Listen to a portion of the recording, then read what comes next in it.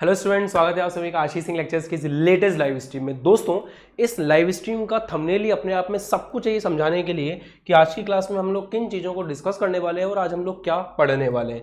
देखो, वैसे तो इस तरह के जो वीडियोस हैं जो वन शॉट होते हैं, इनमें एक छोटी सी कमी मानी जाती है कि यहाँ पे आप किसी भी टॉपिक को बहुत डीप में जाकर के टच नहीं कर सकते। फिर भी मैं ये कोशिश करूंगा, समय का अभाव है, मजबूरियां हैं कुछ जीवन की, जिसके कारण से हमें वन शॉट ही चैप्टर्स को लेना है। तो कोई टेंशन की बात नहीं है। मैं कोशिश ऐसी करूंगा कि जितना हो सके उतना आराम से और बेसिक तरीके से आपको चीज़ें समझाऊं, ताकि आपको किसी प्रकार की समस्या का सामना नहीं करना पड़े। अब आप लोगों से एक विनम्र निवेदन मेरा केवल इतना ही है कि आप इस वीडियो को लाइक कर दीजिए, सभी साथ में जुड़ जाइए, पेन और कॉपी लेकर के बैठिए, क्योंकि जितने भी वन शॉट वीडियो होते हैं वो सारे वन शॉट वीडियो में आप लोगों का जो अटेंशन है, आप लोगों का जो फोकस है, वो अगर दुगना रहे तो चीज़ें बढ़िया से समझ में आती हैं। ठीक है, तो सभी बच्चे साथ में जुड़ जाइए। एक और रिक्वेस्ट आपसे करूंगा कि जितने भी बच्चे क्लास में अभी जुड़े हैं वो सभी के सभी बने रहें पूरी क्लास में, क्योंकि तभी आप चीज़ों को ठीक से समझ भी पाएंगे और कुछ सीख कर यहाँ से जाएंगे। तो अगर आप क्लास में आ गए हो, आज आपकी 2 क्लासेस हैं, इसके बाद में मैं शेड्यूल डाल दिया है कम्युनिटी पोस्ट पे। ग्रेविटेशन नाम के चैप्टर को भी वन शॉट में हम लोग कवर करेंगे। तो मेरी विनम्र निवेदन इतना ही है आपसे कि आज आपको अपना डेटा भी बचा के रखना है और साथ में इन दोनों चैप्टर्स को ख़त्म भी करना है। तो बिना समय को ख़राब किए हम लोग आज की क्लास को स्टार्ट करते हैं। सभी को नमस्कार, राम राम, अस्सलाम वालेकुम, which ever you feel connected with. Let's get started. बच्चों, सबसे पहली बात आप ये समझें कि इस चैप्टर का नाम क्या है। थर्मोडायनेमिक्स। थर्मोडायनेमिक्स ये इस चैप्टर का नाम है। थर्मो का मतलब क्या होता है? थर्मो का मतलब होता है हीट। हीट बोले तो ऊष्मा। तो थर्मो का मतलब होता है हीट, ऊष्मा, और डायनेमिक्स जो वर्ड आप देख रहे हो यहां पर, उस डायनेमिक्स वर्ड का मतलब है गति अर्थात मोशन।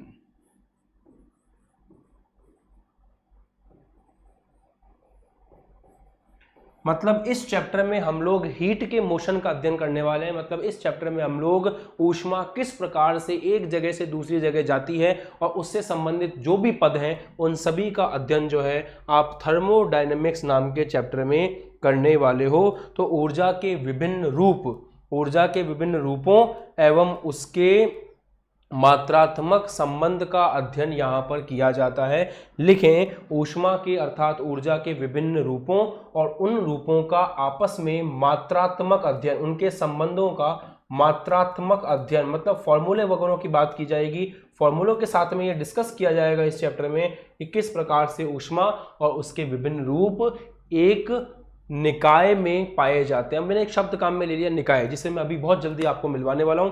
यहां तक की बात समझ में आ गई है? आप सभी एकदम फुल एनर्जी के साथ में क्लास में एक्टिव हो गए हो। इसी खुशी के साथ मैं इस चैप्टर को स्टार्ट कर रहा हूं। सबसे पहली परिभाषा कमेंट सेक्शन में आपको लिखनी है। एक्टिव बच्चे चाहिए, बार बार मैं आपको जगह नहीं पाऊंगा, आपको खुद भी जगह रहना है और मेहनत करते रहना है। तो पॉइंट ये है कि इस चैप्टर का मतलब क्या है वो मैं बता चुका हूं आपको, नोट कर लीजिए कमेंट सेक्शन में। ऊष्मा गति की विज्ञान की वह शाखा है जिसके अंदर ऊर्जा के विभिन्न रूपों और इसके मात्रात्मक संबंध का अध्ययन किया जाता है। ऊर्जा के विभिन्न रूपों एवं उनके मात्रात्मक संबंधों का अध्ययन किया जाता है, इसे हम कहते हैं थर्मोडायनामिक्स।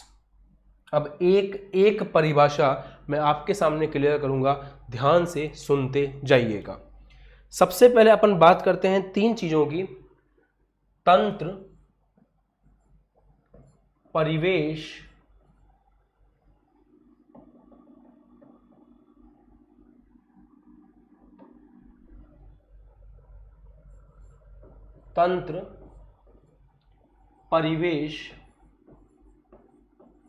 तथा सीमाएं।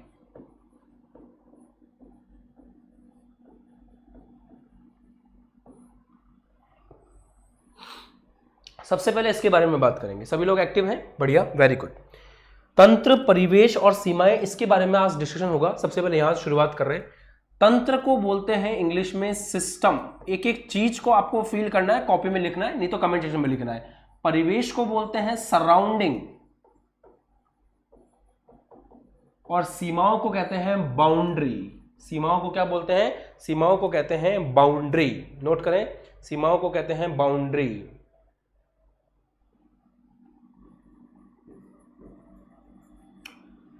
अब इस बात को समझो, ये ब्रह्मांड कोई छोटी मोटी चीज नहीं है बेटा, ब्रह्मांड बहुत बड़ा होता है। मान लेते हैं ये अपना ब्रह्मांड है, तो ये कंप्लीट ब्रह्मांड, पूरा विश्व है, ये पूरा यूनिवर्स है ये। अब देखो होता ये है ना कि पूरे के पूरे ब्रह्मांड से आपको मतलब नहीं होता ये ब्रह्मांड है, ये पूरा यूनिवर्स है, इंग्लिश में लिख देता हूं एक ही बात है, ये पूरा यूनिवर्स है। यूनिवर्स का वो छोटा सा हिस्सा जिसका आप अध्ययन कर रहे हो, वो छोटा सा हिस्सा जिसको लेकर के आप पढ़ाई कर रहे हो या जिसके बारे में आप बात करना चाहते हो, उसे हम लोग तंत्र कहते हैं, उसे हम लोग सिस्टम कहते हैं। मैं आपको बात समझाता हूं कि यहां पे सिस्टम का क्या मतलब है। ये मैं हूं, ये बोर्ड है, ये आप हो और यहां पे पढ़ाई हो रही है, सही बात है। तो यहां पे हमारा सिस्टम क्या है, हमारा तंत्र क्या है? हमारा तंत्र है आप, मैं, ये बोर्ड, हो सकता है ये सामने वाला कैमरे को भी हम कंसिडर कर लें, और आपके पास जो गैजेट्स हैं आप उनको भी कंसिडर कर सकते हो। तो ये सब मिलकर के क्या बना रहा है, एक सिस्टम बना रहा है। ये सब मिलकर के क्या बना रहा है, एक तंत्र बना रहा है।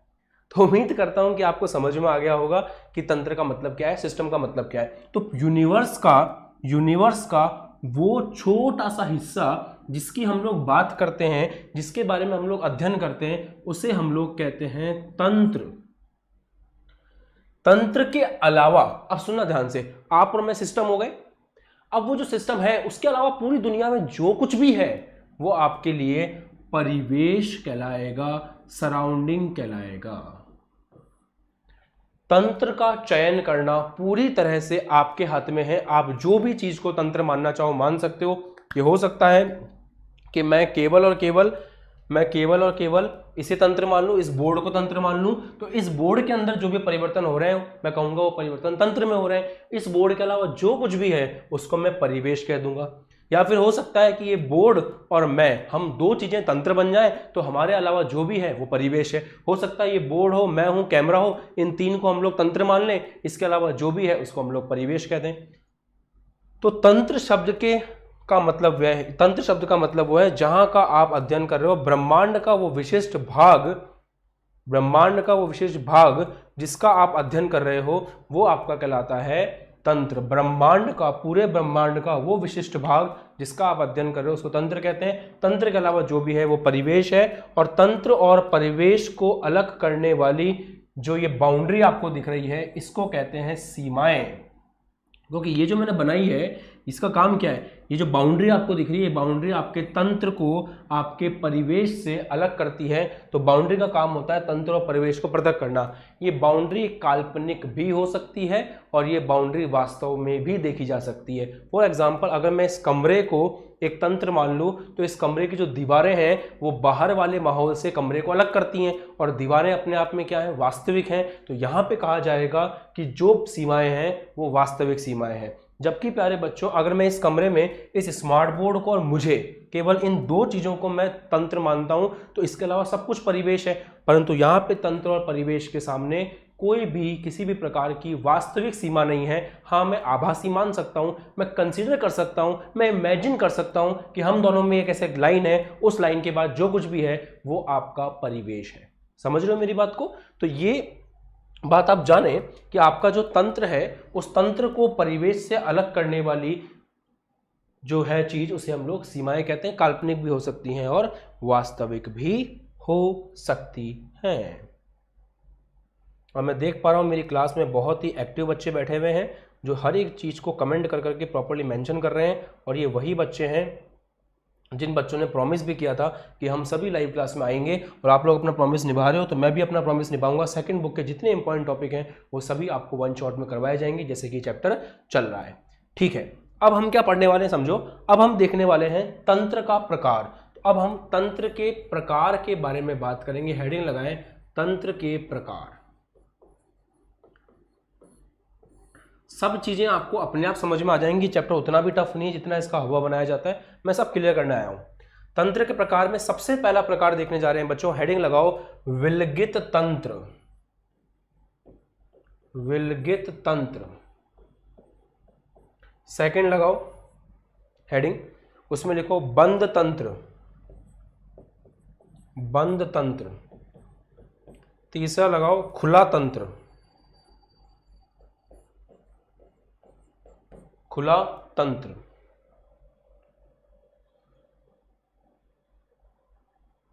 ठीक है, इन तीनों के बारे में बात करते हैं। बहुत सिंपल है, एकदम आपको समझ में आ जाएगा बढ़िया से।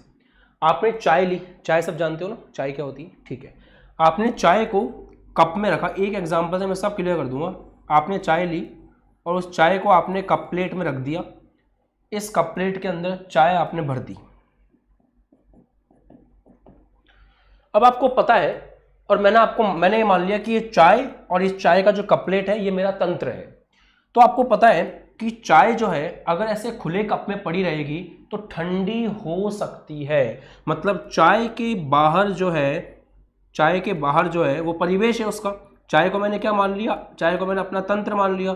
तंत्र के अलावा जो होता है वो क्या होता है, परिवेश होता है। तो अगर चाय ऐसे खुले कप में थोड़े टाइम तक पड़ी रहेगी तो चाय ठंडी हो जाएगी। ठंडी होने का मतलब क्या है, चाय के अंदर से जो ऊष्मा है वो बाहर जा रही है आपके कप से। तो पहली चीज तो कि आपका जो तंत्र है वो आपका कप है और बाहर का जो माहौल है वो आपका परिवेश है। तंत्र से परिवेश में या परिवेश से तंत्र में ऊष्मा आ सकती है, चाय ठंडी हो सकती है। ठीक है, दूसरी बात, चाय जो है आपको पता है कुछ कुछ हालत में वाष्प में भी परिवर्तित होगी। मतलब वाष्प के रूप में चाय का जो माल मसाला है वो भी उड़ करके बाहर जा सकता है। इसका मतलब यहाँ पे ऊष्मा तो जा ही रही है, साथ में कुछ द्रव्यमान जो है वो भी आपके तंत्र से बाहर जा रहा है परिवेश में। तो जो आपकी खुली चाय है, समझना बात को, जो आपकी खुली चाय है वो खुली चाय जो है उसके अंदर से ऊष्मा भी बाहर जा सकती है और द्रव्यमान को हम लोग द्रव्य कहते हैं। सिंपल भाषा में द्रव्य का मतलब होता है पदार्थ। तो ऊष्मा भी बाहर अंदर हो सकती है और पदार्थ भी बाहर अंदर हो सकता है, तो उसे कहा जाएगा खुला तंत्र, ओपन सिस्टम। अब क्या हुआ, आपने इसी चाय की प्याली को, इसी चाय को लिया, चाय को भरा, चाय चाय चाय, इसके बाद आपने क्या किया, इसको भरा और चाय को भरने के बाद आपने इसको प्लेट से ढक दिया, या आपने चाय को ऐसे प्लेट से ढक दिया। तो चाय को प्लेट से ढकने से क्या फायदा होगा, अभी भी चाय ठंडी तो होगी, बाहर ऊष्मा तो जा सकती है, चाय ठंडी तो होगी। दिख रहा है सबको, थोड़ा छोटा लिख रहा हूं मैं, चाय ठंडी तो होगी, ऊष्मा तो बाहर जा सकती है, परंतु अब वाष्प बन करके चाय का जो माल मसाला है वो बाहर नहीं जा सकता। इसका मतलब हम लोगों ने जो द्रव्य है, पदार्थ है, उसके आदान प्रदान को रोक दिया, परंतु हमने ऊष्मा के आदान प्रदान को नहीं रोका। इस प्रकार के तंत्र को बोलते हैं बंद तंत्र। तो बंद तंत्र में किसका आदान प्रदान हो सकता है, ऊष्मा का, परंतु किस चीज का आदान प्रदान नहीं हो सकता, माल मसाला बोले तो द्रव्य का। तो द्रव्य और ऊष्मा दोनों का हो सकता है इसमें, इसके अंदर केवल और केवल ऊष्मा का हो सकता है, द्रव्य का नहीं हो सकता। फिर आपने क्या किया, इसी चाय को एक थर्मस में डाल दिया, एक बढ़िया सा मिल्टन का थर्मस लेकर के आए आप, और मिल्टन के थर्मस में आपने चाय को डाल दिया। तो अब क्या होगा, आपकी चाय के बारे में बात करें तो अब मिल्टन के थर्मस में डालने से फायदा ये हुआ कि ना तो अब चाय के बाहर से ऊष्मा निकलेगी, मतलब ना चाय की ऊष्मा मिल्टन के थर्मस से बाहर जाएगी, ना बाहर से कोई ऊष्मा आएगी, सही है, और ना ही आपकी चाय का माल मसाला बाहर जाएगा। तो इस बार तो ना द्रव्य का स्थानांतरण कर सकते हो आप और ना ऊष्मा का कर सकते हो। इस प्रकार से जो निकाय बनते हैं उन्हें कहते हैं विलगित निकाय। तो एक चाय ने आपको सब कुछ समझा दिया, उम्मीद करता हूं आपको मजा आया होगा। कमेंट सेक्शन में बताओ कि क्लियर हो गया कि जो आपका खुला तंत्र होता है उसमें तंत्र और परिवेश के बीच में द्रव्य और ऊष्मा दोनों का स्थानांतरण होता है। जो आपका बंद तंत्र होता है, चाय को ढक दो आप, तो उसके बाद ऊष्मा का स्थानांतरण तो हो सकता है, चाय ठंडी तो हो सकती है परंतु चाय उड़ेगी नहीं और जो विलगित तंत्र है, मतलब चाय को थर्मस में डाल दो और बंद कर दो, तो ना चाय ठंडी होगी और ना वहाँ पे आपको ऊष्मा का स्थानांतरण देखने को मिलेगा, ना चाय बाहर निकलेगी, मतलब ना आपको वहाँ पे ये देखने को मिलेगा कि आपकी चाय का माल मसाला जो है वो थोड़ा सा कम ज़्यादा हो गया। तो ना ये टेंशन ना कोई और टेंशन, ठीक है, बढ़िया। अब आगे बात करते हैं, ठीक है, ये हो गया, इसका स्क्रीनशॉट ले लो। यहां तक अपन ने फर्स्ट सेक्शन कवर किया है अभी, अब अपन सेकंड सेक्शन की तरफ बढ़ रहे हैं, इस चैप्टर के आगे बात करते हैं। क्लियर है एकदम, बहुत अच्छे। 200 बच्चे के आसपास क्लास में आ चुके हैं, सभी को क्लास में बने रहना है लास्ट तक। अगर ये चैप्टर आपको वन शॉट में खत्म करना है तो मेरे साथ तो आपको बने रहना पड़ेगा। और आज अपन ग्रेविटेशन नाम के चैप्टर को भी वन शॉट में खत्म करेंगे। तो अगर आपका रिचार्ज खत्म हो जाता है तो एक बूस्टर छोटा मोटा कर लेना 10-12 रुपए का, ताकि आप क्लास में आज बने रहो, ठीक है। ओके, ध्यान दीजिए, अब आगे की बात पढ़ते हैं। दो चीजें होती हैं, मैक्रो और माइक्रो। मैक्रो को बोलते हैं इंग्लिश में हिंदी में स्थूल। अब मैं इसी की बात कर पाऊंगा, इसका हिंदी शब्द मुझे पता नहीं है, अभी फिलहाल याद नहीं आ रहा, तो मैं इसी के बारे में बात करूंगा, क्योंकि चैप्टर में यही चीज है। देखो माइक्रो का मतलब क्या है, मैक्रो का मतलब क्या है, ध्यान से सुनना। जब हम बात करते हैं, मैं इसमें ना सब चीजें आपको ना थोड़ा पैसों से संबंधित समझाऊंगा, पर्स और पैसों से संबंधित मैं आपको इस चैप्टर को समझाने की कोशिश करूंगा। ध्यान से मेरी बात सुनिएगा। जैसे फॉर एग्जाम्पल, अगर अपन जब बात करते हैं वैश्विक स्तर पर, बड़े स्तर पे बात करते हैं, तो हम बोलते हैं उसको मैक्रो, और जब हम छोटे स्तर पे बात करते हैं तो उसे हम कहते हैं माइक्रो। मेरी बात को समझने की कोशिश करना।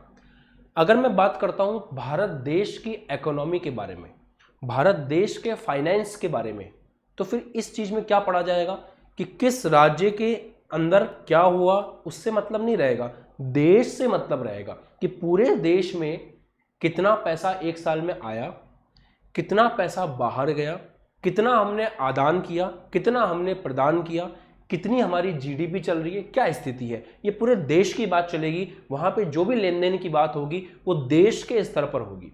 भारत देश का अमेरिका के साथ में क्या रहा, भारत देश का आपके रूस के साथ में क्या रहा, ये सब बातें यहां पढ़ोगे। और अगर आप बात करते हो बिल्कुल छोटे लेवल पर, मेरे खुद के पर्सनल फाइनेंस की, तो फिर ये देखा जाएगा कि मेरे पर्स में कितने पैसे पड़े थे, मैंने उन पैसों से कितने का पानी पताशे खाए, मैंने उन पैसों से कितने का पेट्रोल भराया, मैंने कितने पैसे सेव किए, कितने पैसे मेरी दवाई में चले गए, ये सारी बातें आएंगी। तो आप देखो कौन सा बड़ा था कौन सा छोटा था, पहचानो मेरे एग्जाम्पल में कौन सा मैक्रो था कौन सा माइक्रो था। अगर मैं अपने पर्सनल फाइनेंस की बात करता हूं तो मैं माइक्रो लेवल पे सोच रहा हूं, और अगर मैं पूरे देश के फाइनेंस की बात करता हूं तो मैं मैक्रो लेवल पे सोच रहा हूं। तो थर्मोडायनेमिक्स के अंदर भी, ऊष्मागतिकी के अंदर भी, ऊष्मागतिकी के अंदर भी ये बात ध्यान रखिएगा कि ऊष्मागतिकी एक एक अणु को पकड़ करके उसका अध्ययन नहीं करवाती, वो पूरे निकाय की बात की जाती है, अणुओं के समूह की बात की जाती है, बड़े लेवल पे चीजों को देखा जाता है। तो इस चैप्टर में हम लोग मैक्रो अध्ययन करने वाले हैं, इस चैप्टर में हम बड़ी चीजों का अध्ययन करने वाले हैं, इस चैप्टर में हम अणुओं में बहुत बड़े समूह का अध्ययन करने वाले हैं, हम बड़े बड़े निकाय के बारे में बात करने वाले हैं। एक पर्टिकुलर अणु के बारे में हम यहां पे बात नहीं करेंगे। ये मतलब है यहां पे मैक्रो शब्द का। बताइए कमेंट करके, बात समझ में आ गई, पक्का से क्लियर है? अब आगे बढ़ते हैं। अब किसी निकाय का स्थूल गुण होते हैं कुछ, निकाय के स्थूल गुण, निकाय के स्थूल गुण, निकाय के स्थूल गुण, ध्यान समझिएगा क्या मतलब है इसका। मतलब निकाय के कुछ गुणधर्म होते हैं, ये दो प्रकार के होते हैं, उससे आपको समझ में आएगा। इसमें दो प्रकार आपको देखने को मिलेंगे, फर्स्ट एंड सेकंड। मैं एक एक चीज क्लियर कर दूंगा, आपको परेशान नहीं होना है, बस आपको मेरी क्लास में जुड़े रहना है मेरे साथ पूरे टाइम, ये चैप्टर आपको बढ़िया हो जाएगा। दो प्रकार के गुण होते हैं, पहला होता है सघन गुण, सघन गुण, नोट करिए, पहला होता है सघन गुण जिसको बोलते हैं इंटेंसिव प्रॉपर्टी, इंटेंसिव प्रॉपर्टी।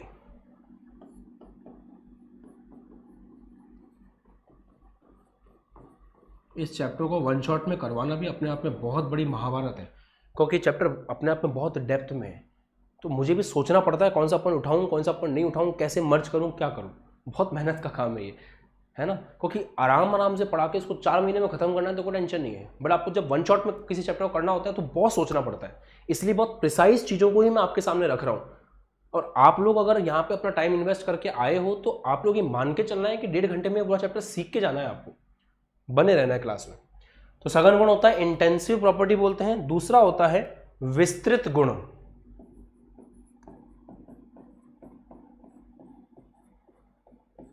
इस विस्तृत, मैं बार बार बोर्ड से हट जाऊंगा ताकि आप लोग चीजों को देखते रहो।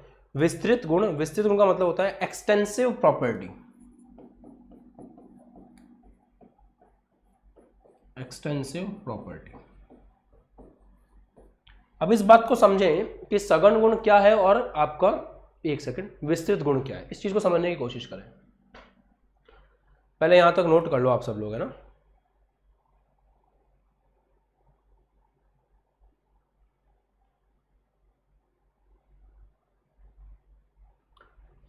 एक ही एग्जांपल से आपको सब क्लियर कर दूंगा मैं।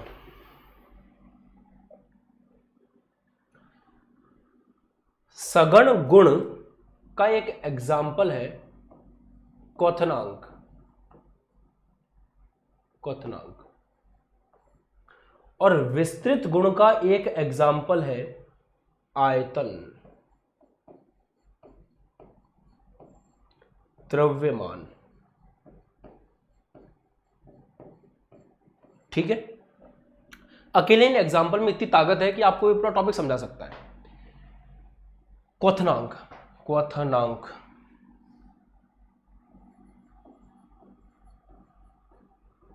एक बात बताओ, पानी का क्वथनांक कितना होता है? क्वथनांक वो तापमान है जिस तापमान के ऊपर आपको अवस्था परिवर्तन देखने को मिलता है द्रव से गैस में या उसकी वाष्प में। वाष्प नहीं, द्रव से गैस में, वाष्प का अलग कॉन्सेप्ट है। तो क्वथनांक जो है, उस क्वथनांक की बात करें तो जल का क्वथनांक कितना होता है? 100 डिग्री सेंटीग्रेड। अब एक बात बताओ अच्छे से मुझे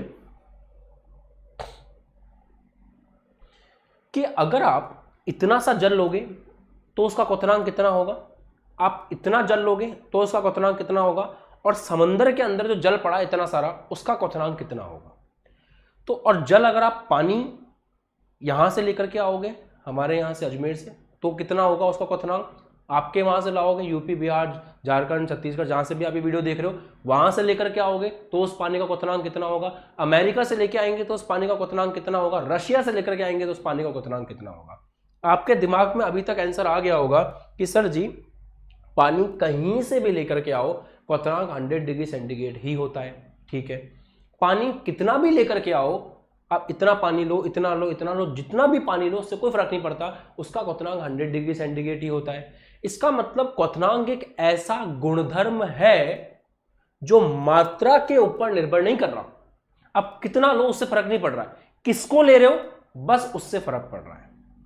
तो ऐसे गुणधर्म जिनका मात्रा से कोई संबंध नहीं होता उन्हें हम कहते हैं सघन गुण, जबकि जिनका मात्रा से संबंध होता है उन्हें हम बोलते हैं विस्तृत गुण। जैसे कि आयतन।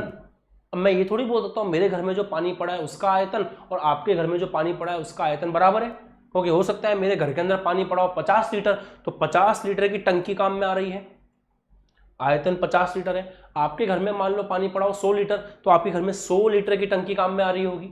तो पानी का आयतन अलग अलग है। एक पानी के एग्जांपल से समझा दिया मैंने आपको।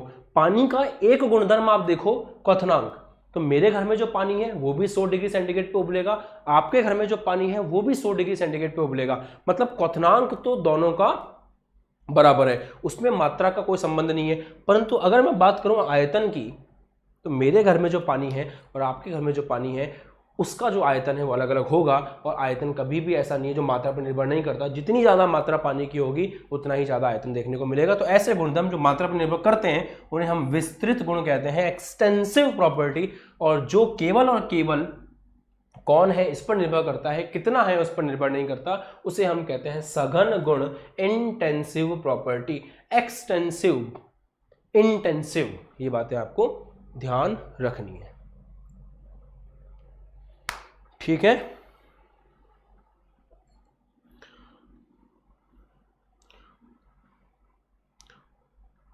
समझ में आ गया? बाकी और एग्जांपल आपको ढूंढ के रखने। पदार्थ की मात्रा पर निर्भर नहीं करता वो सघन गुण होते हैं, और जो पदार्थ की मात्रा पर निर्भर करते हैं वो आपके विस्तृत गुण होते हैं। ठीक है, यहां तक बताइए फटाफट से कमेंट करके,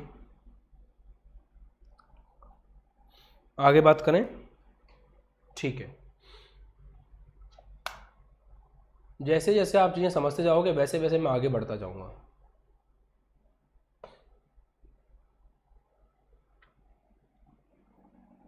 ठीक है, चलो बढ़े आगे। ओके डन, यहाँ तक क्लियर है? बढ़िया।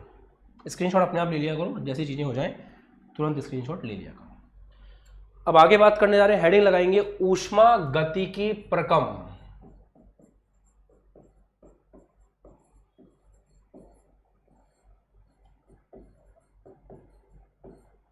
Thermodynamic process. एक एक चीज मैं चाहता हूं कि प्रॉपर तरीके से आप देखें, ध्यान से समझें। ऊष्मा गतिकी प्रकम,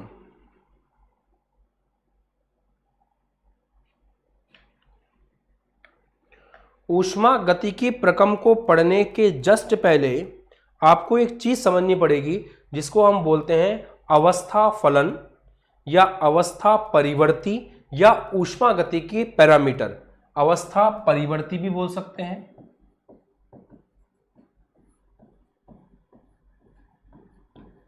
या फिर इसको जो है नाम, ध्यान सुनना बच्चों, नाम कमेंट में भी लिखते रहो आप। अवस्था परिवर्ती बोल सकते हैं या फिर हम उनको अवस्था फलन बोल सकते हैं,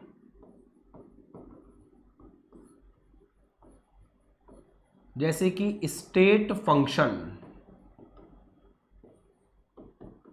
अब आप बात को समझना कि है क्या, या फिर इनका एक और नाम है, एग्जाम में क्या नाम चेंज हो जाएंगे और आप फिर कंफ्यूज हो जाओगे।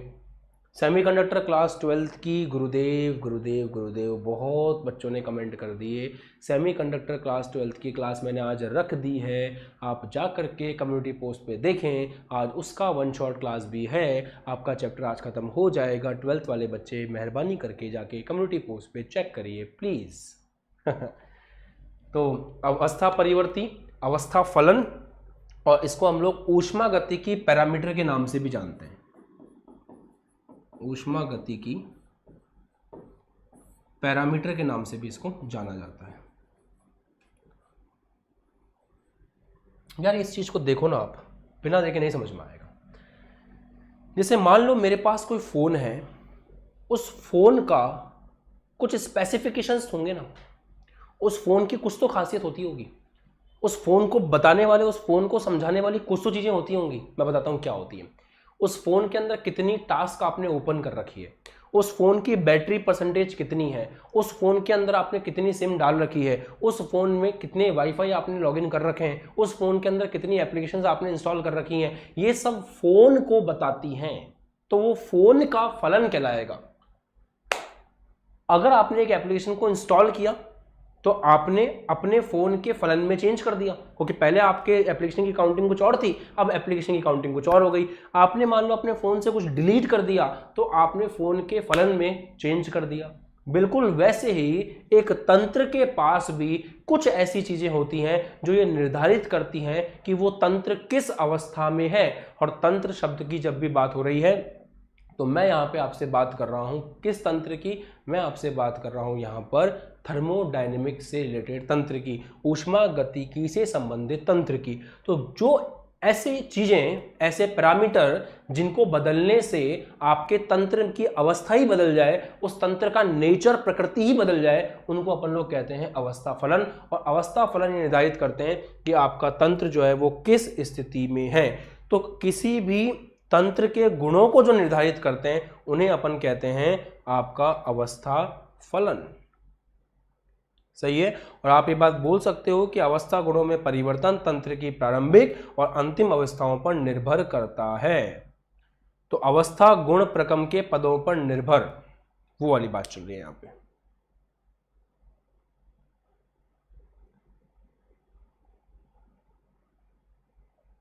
सही है। तो ये चीज है। अब देखो इसके अंदर कौन कौन चीजें आती हैं, जैसे दाब आ गया, जैसे कि दाब आ गया, आयतन आ गया, ताप आ गया, दाब हो गया, आयतन हो गया, ताप हो गया। इन सब चीजों को आप बदलोगे ना, तो इन सब चीजों को बदलने से तंत्र की अवस्थाएं भी बदलेंगी, है ना। जैसे मान लो एक आपने एक सिस्टम माना, मान लो आपने एक पानी का गिलास लिया और उस पानी के गिलास को आपने अपना सिस्टम बोल दिया, तो उस पानी को जब आप गर्म करोगे तो आप क्या चीज बदलोगे, ताप बदलोगे। जब ताप बदलेगा तो वो तंत्र के अंदर भी क्या आएंगे, परिवर्तन आएंगे। तो उस तंत्र का जो अवस्था फलन है वो भी चेंज हो जाएगा। तो अवस्था फलन आपको ये बताता है कि उस तंत्र के क्या स्पेसिफिकेशंस चल रहे हैं। ठीक है।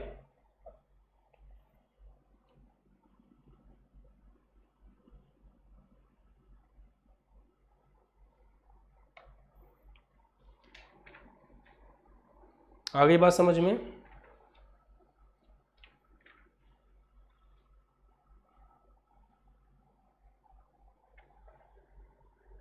इनको अपन बोलते हैं अवस्था फलन, जैसे कि दाब हो गया, जैसे कि आपका आयतन हो गया, जैसे कि आपका ताप हो गया। और एक बात को और समझने की कोशिश करो कि ये जो अवस्था फलन है ना, ये किस बातों पर निर्भर करते हैं। ध्यान से सुनना मेरी बात को, मैं आपको बहुत इंपॉर्टेंट चीज समझाने जा रहा हूं, बहुत सिंपल भाषा में। आपने पानी का तापमान 10 डिग्री सेंटीग्रेड था, आपने पानी का तापमान 10 डिग्री सेंटीग्रेड से बढ़ा करके मान लो 20 डिग्री सेंटीग्रेड कर दिया, तो तापमान में परिवर्तन आ गया, तापमान में परिवर्तन आ गया, सही बात है।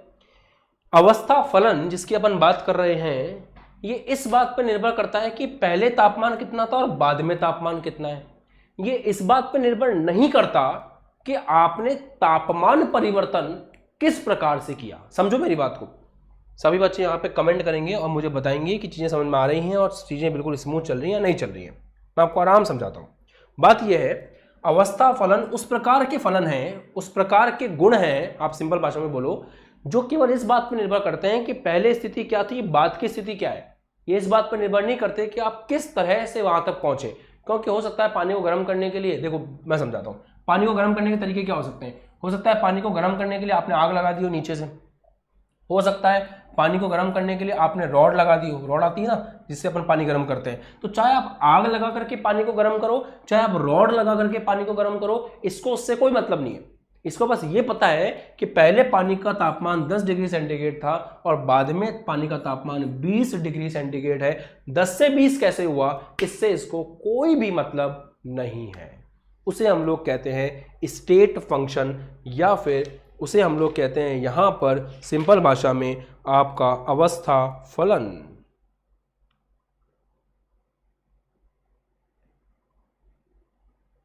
तो ये केवल जो है तंत्र की प्रारंभिक और अंतिम अवस्थाओं पर निर्भर करता है, ये उस विधि पर निर्भर नहीं करता जिससे आपने वो परिवर्तन किया है। बताओ ये बात सबको समझ में आ गई कि नहीं आई?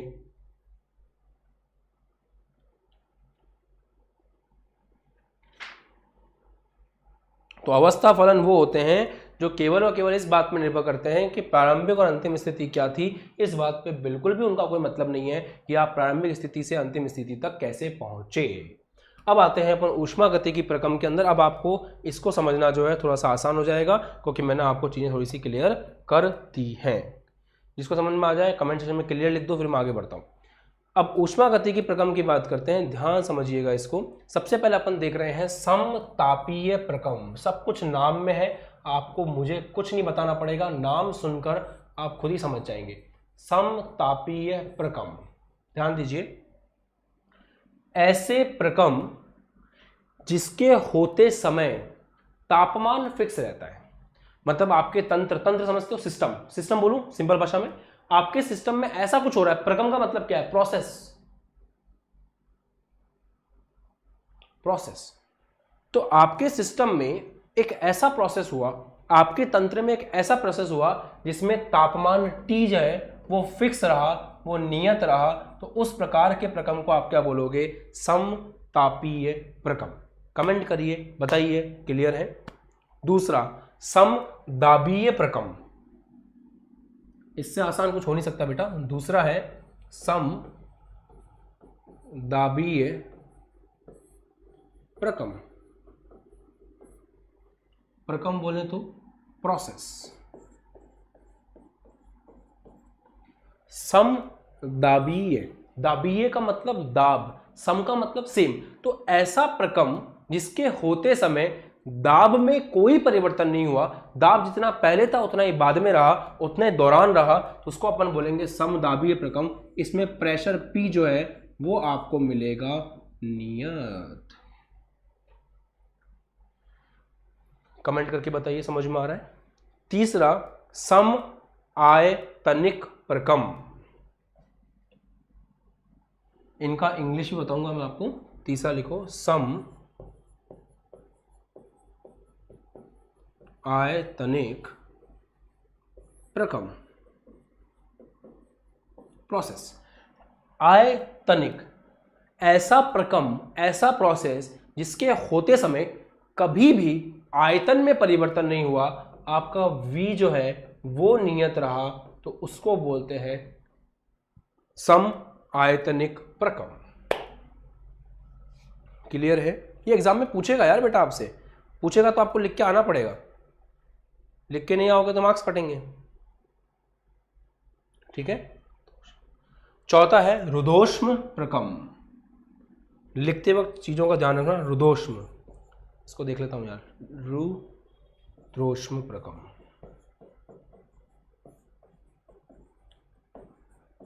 नोट करिए।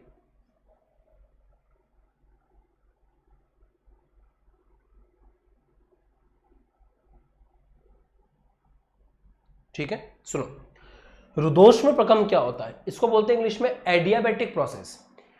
पूरा प्रकम हो परंतु तंत्र और परिवेश के बीच में ऊष्मा का किसी भी प्रकार का कोई भी एक्सचेंज नहीं होना चाहिए।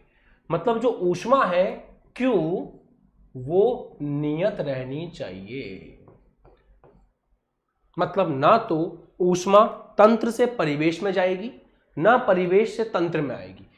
रुद्धोष्म प्रकम जैसे थर्मस वाला केस, अगर थर्मस है आपका तो थर्मस वाले केस में आपको पता है ना अंदर से कोई बाहर जा सकेगा ना बाहर से कोई अंदर आ सकेगा, वो वाली चीज है। इसमें अलग, ये दोनों अलग अलग चीजें हैं। इसमें है तापमान ऊपर नीचे नहीं होना चाहिए, इसके अंदर यह है कि ऊष्मा ऊपर नीचे नहीं होनी चाहिए। ना ऊष्मा तंत्र से बाहर जाएगी ना तंत्र में आएगी, ये डिफरेंस है। तो रुद्धोष्म और आपका ये वाला प्रोसेस, और इस वाले में बच्चे कंफ्यूज रहते हैं। मैं आपको एग्जांपल समझा देता हूं। समतापीय का मतलब है तापमान नहीं बदलना चाहिए, टेम्परेचर। अगर आपने कोई तापमान मापी लगा रखा है तो तापमान नहीं बदलना चाहिए। परंतु रुद्धोष्म प्रकम में यह होता है कि आपको अपने परिवेश, अंदर आप कुछ भी करो परंतु अंदर से बाहर ऊष्मा नहीं जानी चाहिए और बाहर से अंदर नहीं आनी चाहिए। तंत्र और परिवेश के बीच में किसी भी प्रकार का ऊष्मा का कोई भी विनिमय नहीं होगा। तंत्र और उसके वातावरण में ऊष्मा का कोई भी विनिमय नहीं होगा। इसको अपन बोलते हैं रुद्धोष्म प्रकम। समझ आ गया सबको? कमेंट करके बताइए।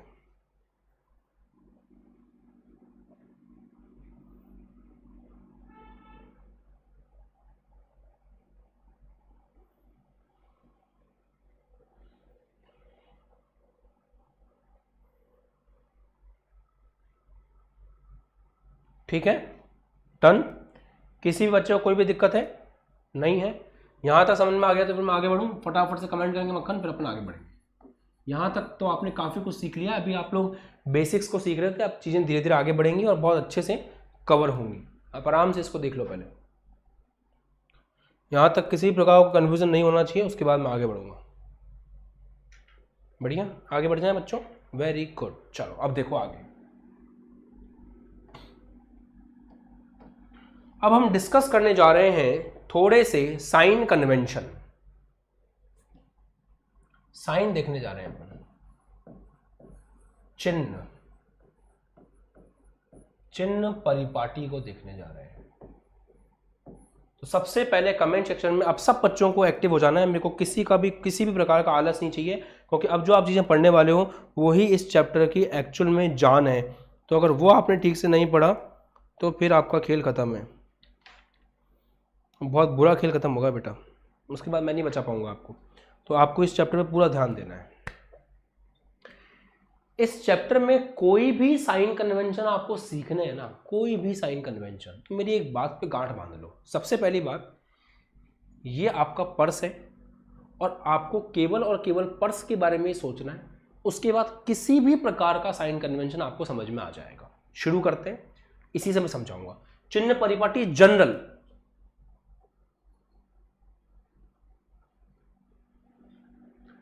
ये पर्स जो है वो आपका तंत्र है, आपका निकाय है।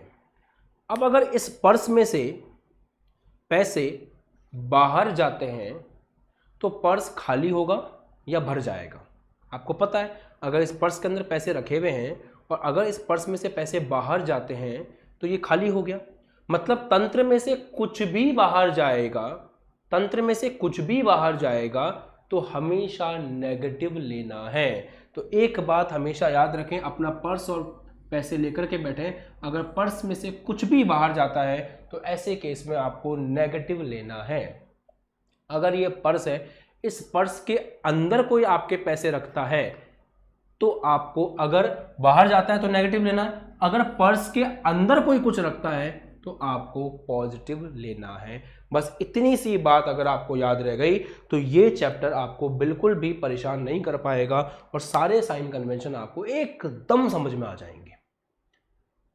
ठीक है, वापस से बताऊं एक बार आपको, आप इस पर्स को अपना, मैं पर्स लेके पूरा चैप्टर समझा दूंगा आपको। इसको मान लीजिए आपका तंत्र है, अगर इस पर्स में से पैसे बाहर जाते हैं, इसमें से कुछ बाहर गया तो आप नेगेटिव लेंगे। मान लो इसके अंदर पैसा आया तो हमेशा आप पॉजिटिव लेंगे। बस ये चीज समझ में आती है तो इसके बाद आपको कोई दिक्कत नहीं होगी। आगे बढ़े, ठीक है, चिन्ह परिपाटी समझ में आ गई आपको। अब जैसे जैसे इसका आगे फ्यूचर में यूज आएगा, अभी आज क्लास में यूज आएगा, अपन इसको देखते रहेंगे। लॉजिक मैंने आपको बता दिया, हेडिंग लगाए। सबसे पहले आंतरिक ऊर्जा। अब सबसे पहले इसी के बारे में अपन आज बात करेंगे, आंतरिक ऊर्जा, इंटरनल एनर्जी।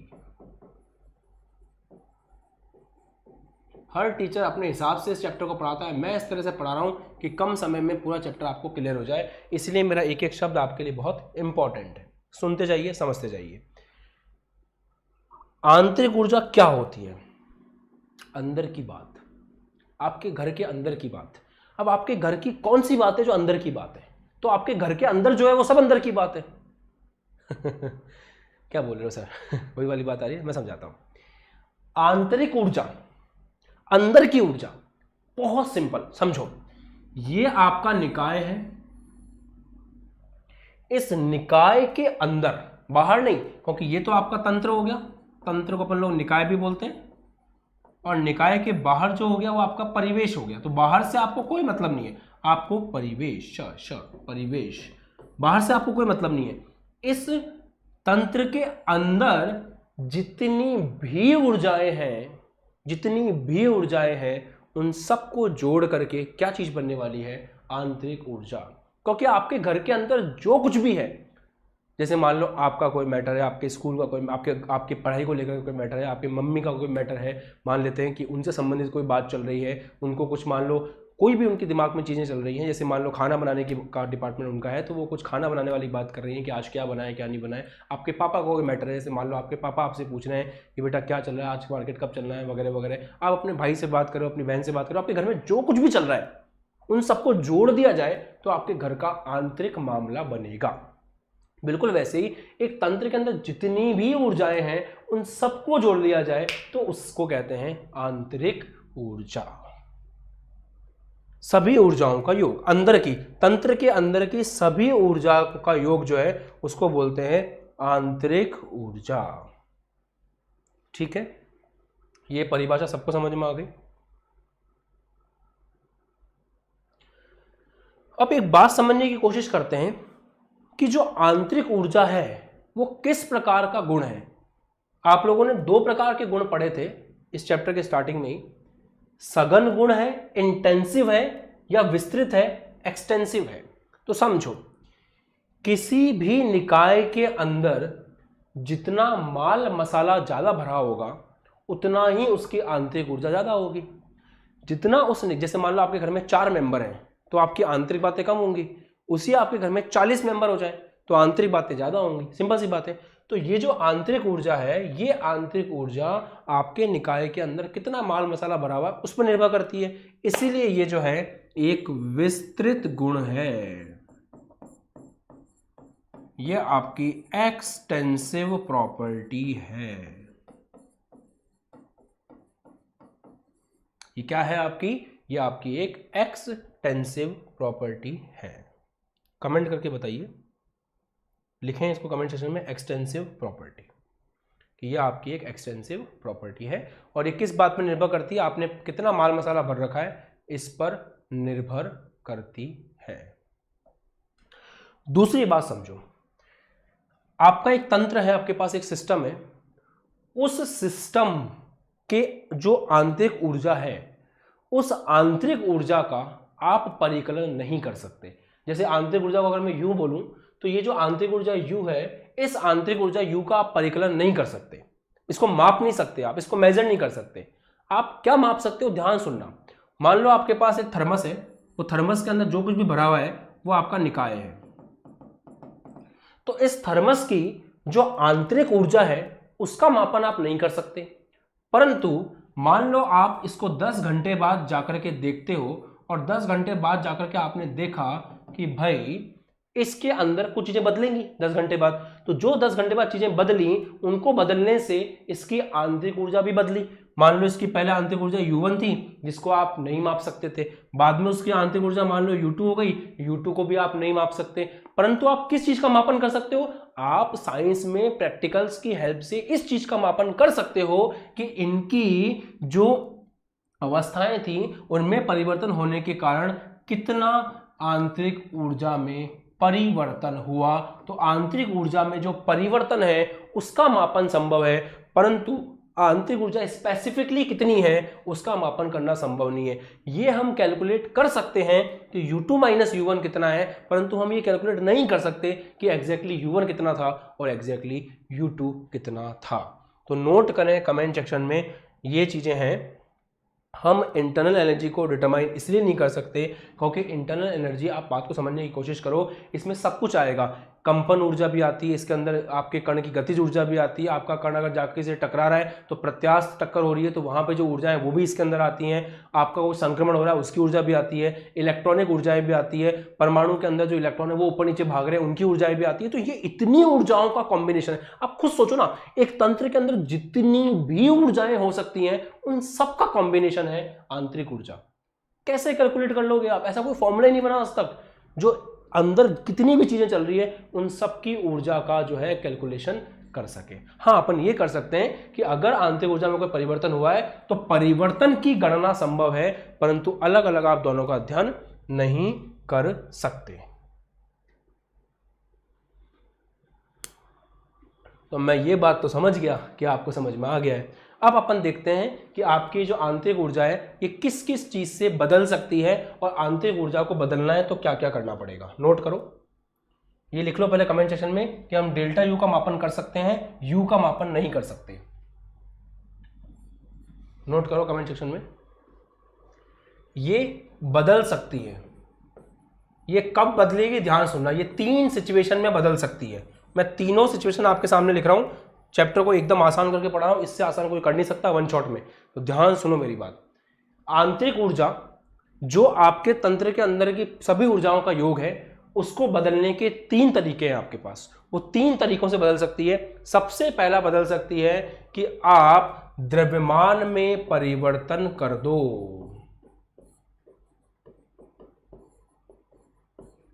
द्रव्यमान में परिवर्तन करने का मतलब है द्रव्य में परिवर्तन कर दो। या तो आपके तंत्र, ये तंत्र हो गया, गंदी बात, ये आपका तंत्र हो गया, ये आपका निकाय हो गया। इधर समझा दूं, हटाओ इधर समझा देता हूं।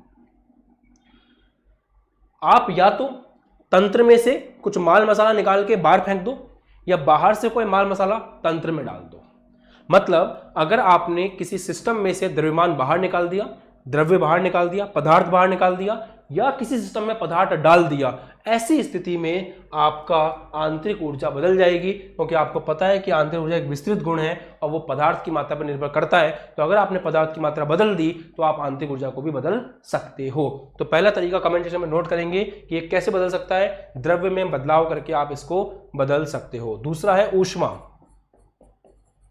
अगर आप ऊष्मा में बदलाव कर दो, फॉर एग्जाम्पल अगर आप तंत्र में से ऊष्मा निकाल करके बाहर डाल दो या बाहर से ऊष्मा लेकर के तंत्र में डाल दो, मिला जुला करके अगर आपने तंत्र की ऊष्मा बाहर फेंक दी या बाहर से ऊष्मा तंत्र में फेंक दी, बदलाव कर दिया। बदलाव में 2 चीजें आती हैं, या तो आप बढ़ा दो या आप कम कर दो। किसी भी तरह का बदलाव आप करो, आपको आंतरिक ऊर्जा में परिवर्तन देखने को मिलेगा। तीसरा, आपने किसी प्रकार का कार्य कर दिया। अब कार्य 2 प्रकार का होता है, या तो निकाय ने कार्य किया या निकाय पर किसी ने कार्य किया। मतलब या तो हो सकता है कि कोई बाहर से सिस्टम पर काम कर दे, या ये हो सकता है कि सिस्टम खुद काम कर दे। ये दोनों चीजें हो सकती हैं। तो ये 3 मेथड आपके पास हैं। इन 3 मेथड से जो है आप बदल सकते हो आंतरिक ऊर्जा को। नोट करें कमेंट सेक्शन में। पहला, द्रव्य में बदलाव करके आप ऐसा कर सकते हो। दूसरा, ऊष्मा में बदलाव करके आप ऐसा कर सकते हो। तीसरा, कार्य से आप ऐसा कर सकते हो। कार्य, चाहे निकाय से कार्य करवा लो, चाहे निकाय पर कार्य करवा लो, आप ऐसा कर सकते हो। ठीक है, तो यहां तक की क्लास को अपन थोड़ा सा 5 मिनट का ब्रेक लेते हैं, उसके बाद अपन क्लास को आगे और कंटिन्यू करेंगे। यहां तक का स्क्रीनशॉट ले लो, रिवीजन कर लो वीडियो को बैक करके, या फिर आपको पानी वगैरह पी के आना है तो पानी वगैरह पी लो। 5 मिनट बाद में अपनी क्लास वापस से स्टार्ट होगी। तो 5 मिनट का टाइमर लगा के मैं छोड़ रहा हूँ। 5 मिनट तक आपको जो करना है आप कर सकते हो। ठीक है।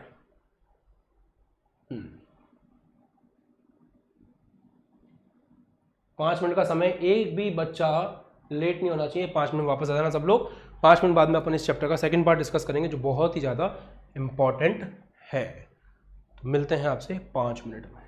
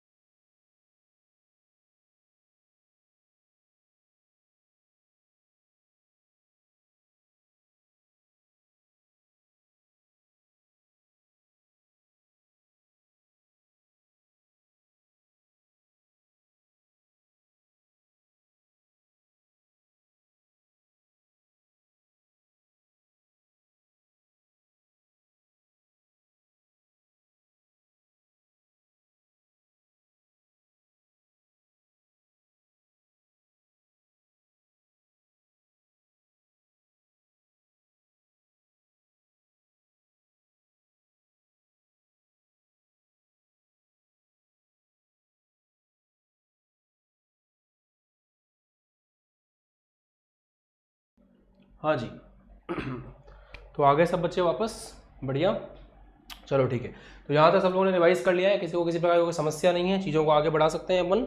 स्टार्ट करें आगे की बात, ध्यान से सुनिएगा, बहुत मजा आने वाला है और आप चीज़ों को बहुत अच्छे से सीख भी पाएंगे। बस आपको फोकस रह के आज की क्लास को अटेंड कर लेना है। चलिए आगे बात करते हैं। देखो, अब अपन एक बात को समझते हैं। मैंने आपको साइन कन्वेंशन तो समझा ही दिए पूरी तरह से, है ना। आ जाओ फटाफट सब लोग वापस से।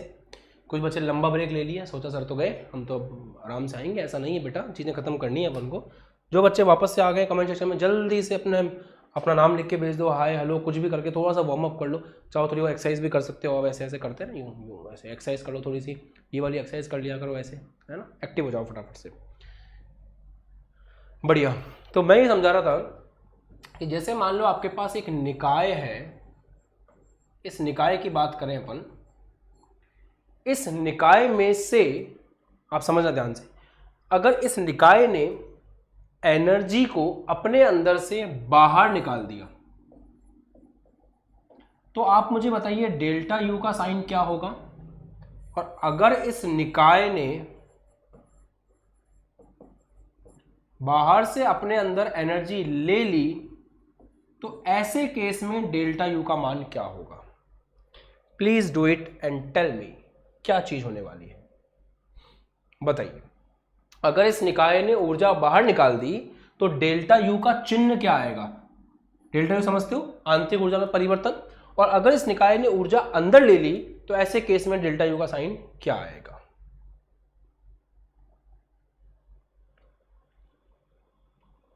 बताइए बच्चों, कमेंट सेक्शन में आपका वेट कर रहा हूं, जल्दी से मुझे कमेंट करके बताओ कि डेल्टा यू का साइन जो है वो किस प्रकार से बदलेगा और किस प्रकार से रहेगा। Please comment. अगर निकाय के बाहर, निकाय से बाहर ऊर्जा जाती है तो क्या रहेगा। मैं हट गया हूं बोर्ड ताकि आप लोग चीजों को अच्छे से देख पाओ। निकाय में ऊर्जा बाहर से आती है तो वहां पे आपको क्या चीज देखने को मिलेगा। कमेंट करने लग गए बच्चों। सिंपल सी बात, ये ले आओ अपने पर्स को, पर्स और पैसों के हिसाब से दिमाग लगाते हैं। पैसा पर्स से बाहर आएगा ना, पैसा ही बाहर नहीं आ रहा, बताओ पैसा बाहर नहीं आना चाहता हमारा। ओ भैया चलो 10 रुपये दे रहा हूँ, वो निकाल देता हूँ। हाँ, तो पैसा इस पर्स से अगर बाहर गया तो पर्स में तो कमी हो गई ना, तो बाहर जा रहा है नेगेटिव। पैसा पर्स के अंदर आया आई से तो पॉजिटिव। उम्मीद करता हूं ये साइन कन्वेंशन आपको बढ़िया से क्लियर हो गए होंगे। और अगर मान लो कोई समतापीय प्रक्रम हो, समतापीय प्रक्रम जानते हो आप, समतापीय प्रक्रम का मतलब होता है जिसमें तापमान फिक्स रहता है, तापमान फिक्स रहता है। तो समतापीय प्रक्रम है तो तापमान फिक्स रहेगा, तो डेल्टा यू का मान कितना हो जाएगा, 0। तो हमेशा याद रखें डेल्टा यू क्या है, डेल्टा यू है आंतरिक ऊर्जा में परिवर्तन। तो अगर कोई समतापीय प्रक्रम है जिसमें ताप नियत है, फिक्स है, तो ऐसे केस में जो डेल्टा यू का मान है वो आपको क्या देखने को मिलेगा, 0। बाकी मैंने आपको साइन कन्वेंशन थोड़े समझाए कि अगर बाहर से ऊर्जा ले रहे हो तो प्लस हो जाएगी और आप दे रहे हो तो फिर माइनस हो जाएगी। ठीक है,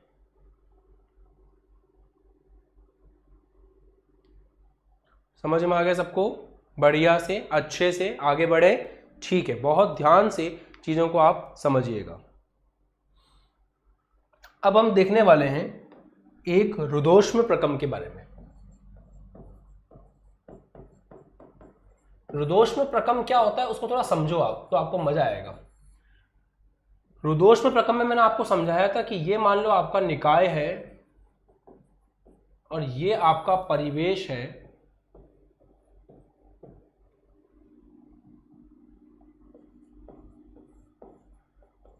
तो रुद्धोष्म प्रक्रम, जिसको एडियाबेटिक प्रोसेस भी बोलते हैं, उसकी एक खासियत होती है कि न तो आप निकाय से बाहर ऊष्मा दे सकते हो, ना आप निकाय में ऊष्मा दे सकते हो।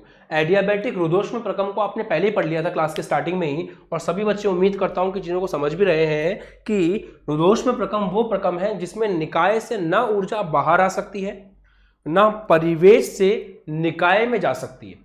ना निकाय से बाहर आएगी ना परिवेश से निकाय में जाएगी, ये दोनों चीजें संभव नहीं है। तो रुदोष्म प्रकम में अगर रुदोष्म प्रकम चल रहा है या फिर कोई सिस्टम इस प्रकार का है जिसके अंदर ये स्थिति है, तो ऐसे केस में आंतरिक ऊर्जा में परिवर्तन को कैसे करेंगे? क्योंकि आंतरिक ऊर्जा में परिवर्तन करने के लिए आप ध्यान दें, आंतरिक ऊर्जा में परिवर्तन करने के लिए 3 ऑप्शन है। पहला, आप द्रव्यमान में बदलाव कर सकते हो। दूसरा ऑप्शन, आप ऊष्मा में बदलाव कर सकते हो। तीसरा ऑप्शन, आप कार्य कर सकते हो। तो अगर कोई रुदोष्म प्रकम है तो उसमें स्टार्टिंग में ही आपको समझा दिया गया है कि 2 चीजें तो नहीं हो सकती। पहली चीज, आप द्रव्यमान में बदलाव तो कर नहीं सकते। दूसरा, ऊष्मा में भी बदलाव नहीं कर सकते, क्योंकि रुदोष्म प्रकम का मतलब ही ये होता है कि ना ऊष्मा निकाय से बाहर जाएगी ना ऊष्मा निकाय के अंदर आएगी। आपके पास केवल 2 ही ऑप्शन है, आप कार्य कर सकते हो।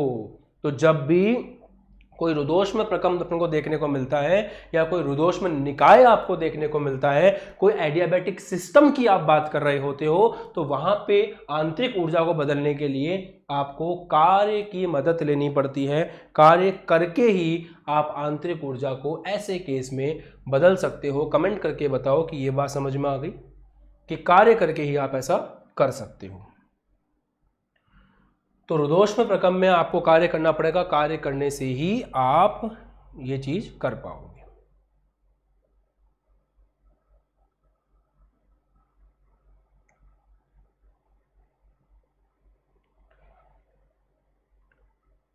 ठीक है। तो पता है, एक बंदा था, उस बंदे का नाम मैं आपको बताता हूं, इनका नाम तो मुझे ध्यान नहीं आ रहा। एक नियम दिया था इन्होंने कि अगर कोई रुदोष्म प्रकम चल रहा है तो इसके अंदर आंतरिक ऊर्जा में परिवर्तन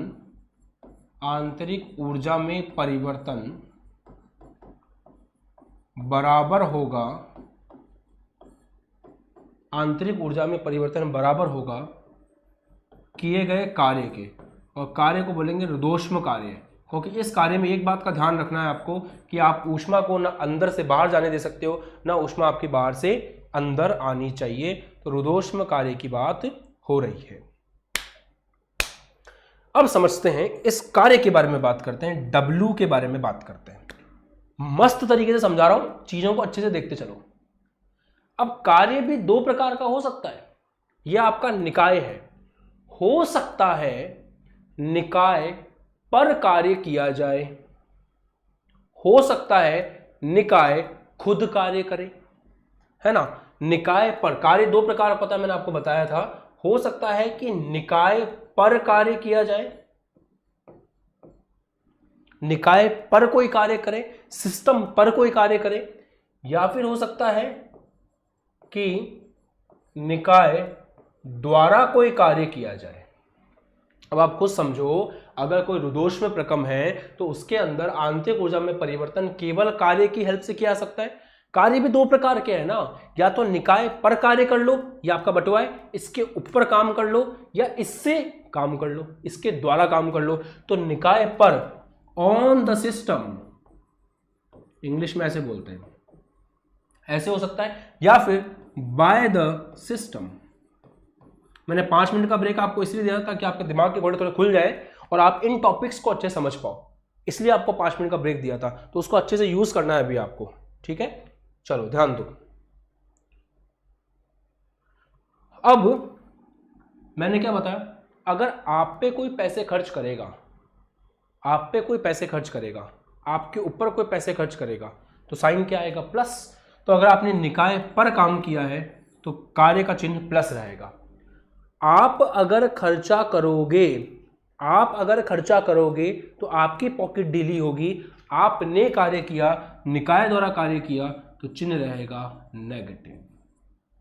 इसको मैं खूबसूरती से आने वाले टॉपिक में काम में लूंगा, इसलिए इस बात को अपनी कॉपी में लिख लो, इस बात को अपनी कॉपी में लिख लो कि अगर निकाय पर कार्य होगा तो चिन्ह प्लस रहेगा, निकाय द्वारा कार्य होगा तो चिन्ह माइनस रहेगा।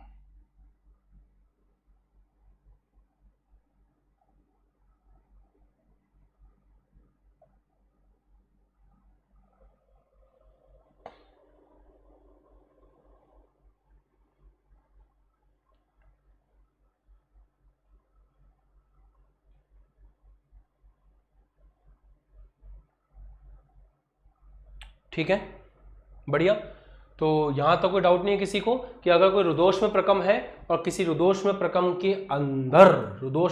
के अंदर आपको अगर इसको चेंज करना है या आंतरिक ऊर्जा को परिवर्तित करना है तो उसके लिए कार्य ही एकमात्र रास्ता है। अगर कोई रुद्धोष्म प्रकम है तो ऐसे केस में आपको यही चीज फॉलो करनी पड़ेगी। और कार्य में दो बातें हैं, अगर निकाय पर कार्य किया तो प्लस और निकाय द्वारा कार्य किया तो माइनस। अब चलो ये मान के चलते हैं कि ऐसा ऑप्शन है आपके पास कि आपकी चाय की ये कौन सी चीज थी, ये थर्मस की बात हो रही थी, थर्मस लिख देता हूं इसके ऊपर, ये थर्मस की बात हो रही थी क्योंकि थर्मस में ना बाहर से ऊष्मा जा सकती है, ना अंदर आप लेके जा सकते हो, ना बाहर लेके जा सकते हो। परंतु मान लो आप इस स्थिति में हो कि आपके पास चाय की प्याली, एग्जांपल दिया था ना मैंने आपको, चाय की प्याली है और चाय की प्याली के अंदर जो चाय रखी हुई है उसको आपने ढक रखा है नॉर्मली। तो ऐसे केस में ऊष्मा बाहर से भी अंदर जा सकती है और अंदर से भी बाहर आ सकती है। तो अगर ये आपका तंत्र है जिसके अंदर ये चीज अलाउ है कि ऊष्मा बाहर भी आ सकती है और ऊष्मा बाहर से अंदर भी जा सकती है, तो ऐसे केस में आंतरिक ऊर्जा परिवर्तन करने के लिए आपको क्या करना चाहिए। अब तक तो आपको मेरे पढ़ाने की थीम समझ में आ गई होगी। पहले वाला केस आपने ऑलरेडी डिस्कस कर लिया है, आपको पता है कि इसके जस्ट पहले वाले केस में ये था कि ना तो बाहर से कोई अंदर जा सकता था ऊष्मा, ना अंदर से ऊष्मा बाहर जा सकती थी, तो ऊष्मा में परिवर्तन हो ही नहीं सकता था। इसलिए हमने आंतरिक ऊर्जा को बदलने के लिए कार्य की मदद ली। तो कार्य जितना भी करोगे आंतरिक ऊर्जा में परिवर्तन वो उसके बराबर होगा। परंतु अब हमारे पास में ये मैटर है कि आपके पास ऑप्शन है कि आप अंदर से बाहर ऊष्मा कर सकते हो। तो ऐसे केस में आप आंतरिक ऊर्जा में परिवर्तन करने के लिए क्या करोगे। अब आंतरिक ऊर्जा में परिवर्तन करने के लिए आप केवल दो काम करोगे, या तो आप इसको ऊष्मा अंदर दोगे या इसमें से ऊष्मा बाहर निकालोगे।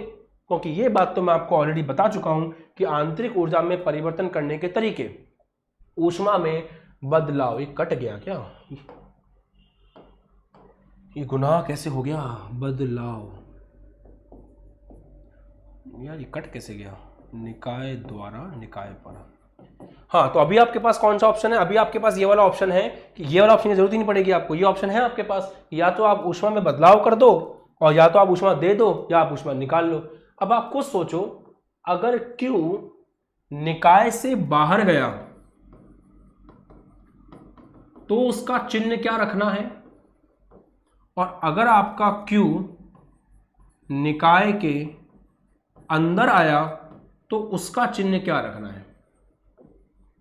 बताओ प्यारे बच्चों, अगर Q निकाय से बाहर गया तो उसका चिन्ह क्या रखना है, और अगर Q निकाय के अंदर आया तो उसका चिन्ह क्या रखना है। यहां पे आपके पास ऑप्शन है, आप ऊष्मा के अंदर परिवर्तन करके डेल्टा यू को बदल सकते हो। सुनो, वापस से मेरा पर्स निकालने का समय आ गया ना, ये रहा मेरा पर्स। अब सोचो, अगर इस पर्स के अंदर से पैसा बाहर गया तो नेगेटिव और अंदर आया तो पॉजिटिव। अगर ऊष्मा बाहर गई तो आप नेगेटिव और ऊष्मा अंदर आ गई तो पॉजिटिव। और ऐसे केस में जो आंतरिक ऊर्जा में परिवर्तन है वो ऊष्मा के बराबर होगा, क्योंकि यहाँ पे अपन आंतरिक ऊर्जा में परिवर्तन किस प्रकार से कर रहे हैं। अपन यहाँ पे आंतरिक ऊर्जा में परिवर्तन कर रहे हैं किसको बदल करके, अपने किसको बदल करके, हम यहाँ पे यांत्रिक ऊर्जा में परिवर्तन कर रहे हैं ऊष्मा को बदल करके। तो जितना ऊष्मा में परिवर्तन करोगे उतनी ही आपकी डेल्टा यू आपको देखने को मिलेगा।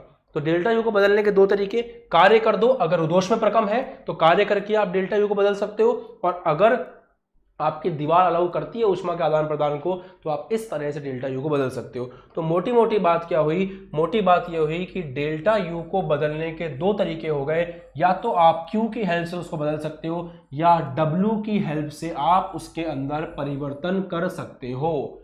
अगर रुद्धोष्म प्रकम है तो W की हेल्प से ही कर सकते हो, ये चीज जीरो हो जाएगी। और अगर आपका रुद्धोष्म प्रकम नहीं है तो Q ही आपके डेल्टा U के बराबर माना जाएगा।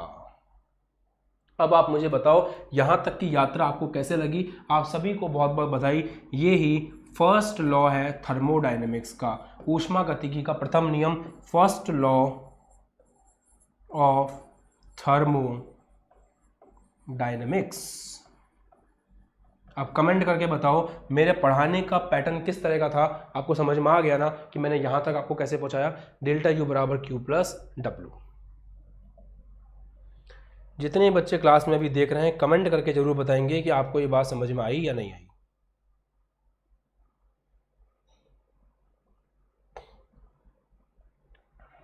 क्लियर है?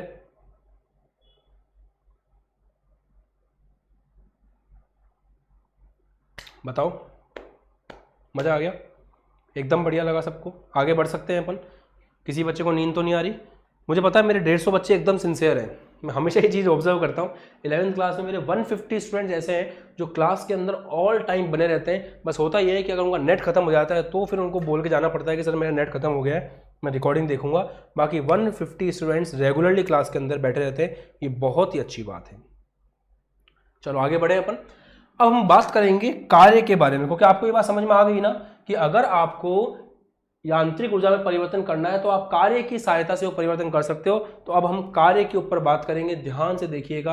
अब अपन कार्य को डिस्कस करने जा रहे हैं। हेडिंग लगाइए कार्य, और इसको मैं इतनी खूबसूरती समझाने की कोशिश करूंगा कि आपके जो कंफ्यूजन है वो पूरे दूर हो जाएंगे। बहुत से बच्चे इस टॉपिक में कंफ्यूज रहते हैं, इसीलिए मेरा पूरा फोकस ये रहेगा कि आप इस टॉपिक को बहुत अच्छे से समझ लें।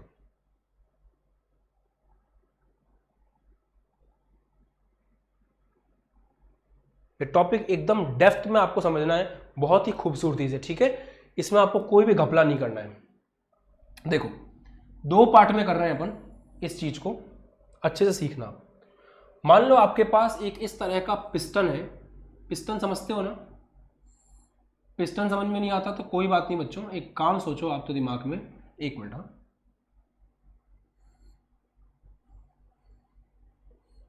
ये इस प्रकार का आपने इंजेक्शन देखा है? इंजेक्शन बिल्कुल वो समझ लो आप। इंजेक्शन में जो अपने ऊपर नीचे करते हैं वो पिस्टन ही होता है, सिंपल भाषा में। तो आपके सामने ये स्थिति है। अब अपन क्या चाहते हैं? अपन ये चाहते हैं कि यार अपन बाहर से प्रेशर लगाएं पी एक्सटर्नल। ये पी एक्स का मतलब पता है? पी एक्स का मतलब है बाह्य दाब, और इसका एरिया मान लो ए है। तो हम ये चाह रहे हैं, सुनना, हम क्या चाह रहे हैं? हम ये चाह रहे हैं कि हम बाहर से थोड़ा दाब लगाएं और दाब लगा करके पिस्टन को अंदर कर दें। अगर दाब लगा करके हम पिस्टन को अंदर कर देंगे तो ध्यान, ये अपना तंत्र है, ये अपना निकाय है पिस्टन, और इसके अंदर कुछ गैस भरी हुई होगी, वो अपना निकाय है, ठीक है? मैंने क्या किया, दाब लगा करके इस पिस्टन को अंदर कर दिया। पहले इसका आयतन इतना था, वी आई इनिशियल, प्रारंभिक। अब इसका आयतन इतना सा रह गया।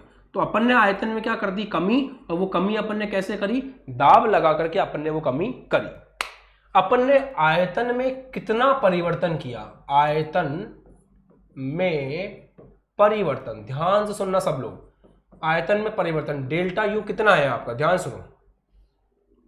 डेल्टा वी कितना है? देखो, अगर आयतन में जो परिवर्तन हुआ है मैं उसको दिखाना चाहूं, पहले ये स्थिति थी,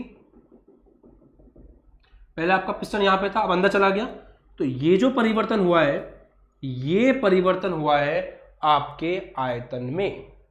ये मान लो L है। तो परिवर्तन कितना हुआ? परिवर्तन वाले हिस्से को अगर मैं दिखाना चाहूं तो मैं इस ग्रीन पेन से दिखा रहा हूं। परिवर्तन वाला हिस्सा ये है,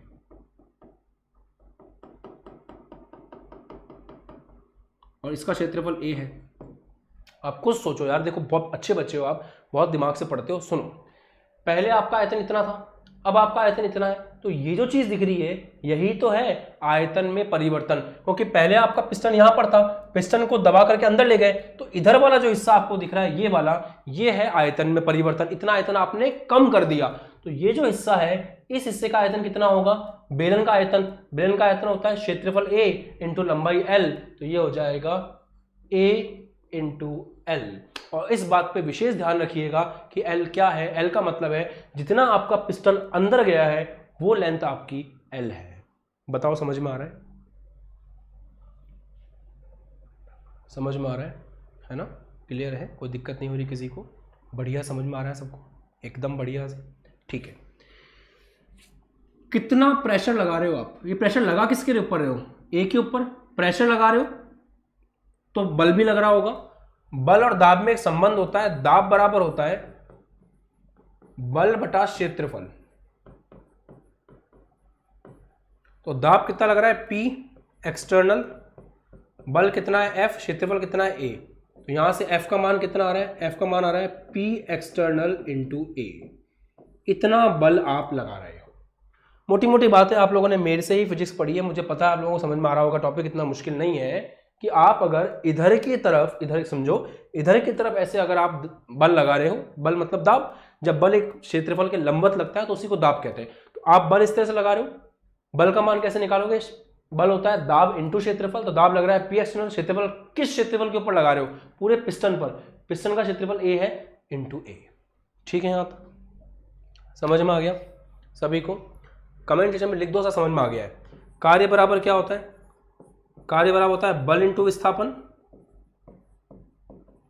इंटू कॉस थीटा। कॉस 0 होगा यहाँ पे क्योंकि बल इस तरफ लग रहा है और विस्थापन भी इसी तरफ हो रहा है, तो एंगल 0 है।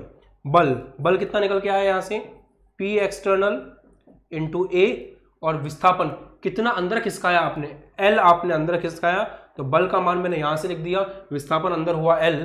अब आप खुद दिमाग लगाएं, A इंटू L क्या है, A इंटू L है आयतन में परिवर्तन। तो आपका कार्य W बराबर आ रहा है P एक्सटर्नल इंटू आयतन में परिवर्तन डेल्टा V। तो यहां से W का मान कितना निकल के आ रहा है, P एक्सटर्नल को सिंपल P बोल देता हूं, P डेल्टा V। तो कार्य का फॉर्मूला जो आप यहां पे काम में लेने वाले हो, कार्य का फॉर्मूला जो इस चैप्टर में आपको दिखने वाला है वो होगा W बराबर P इंटू डेल्टा V। आ गया समझ में, कोई दिक्कत नहीं हो रही। अब जो चीज समझनी है ना वो कोई नहीं बताता।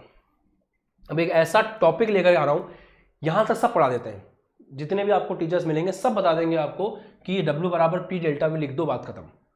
परंतु इसके पीछे एक और बहुत बड़ी बात है। मुझे एक बात बताओ, ये कार्य निकाय पर किया है आपने या निकाय ने खुद किया है?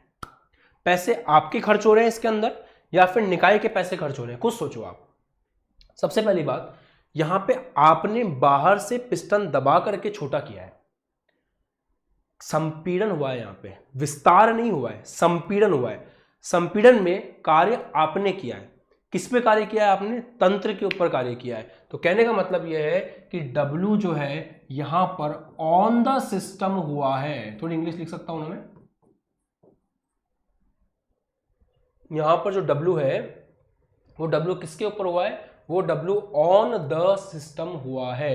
तो W जब ऑन द सिस्टम होता है, हम देखो पर्स लिया, पर्स निकालो वापस, ये रहा पर्स, इसके ऊपर जब कोई कार्य करता है तो उस केस में उस कार्य की वैल्यू आनी चाहिए पॉजिटिव।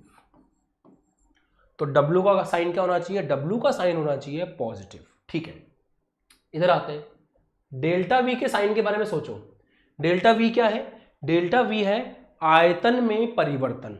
आयतन, पहले आयतन कितना था VI, बाद में आयतन कितना हो गया VF। पहले आयतन ज्यादा था, बाद में आयतन हो गया कम, तो डेल्टा V क्या होगा, बाद का आयतन माइनस पहले का आयतन।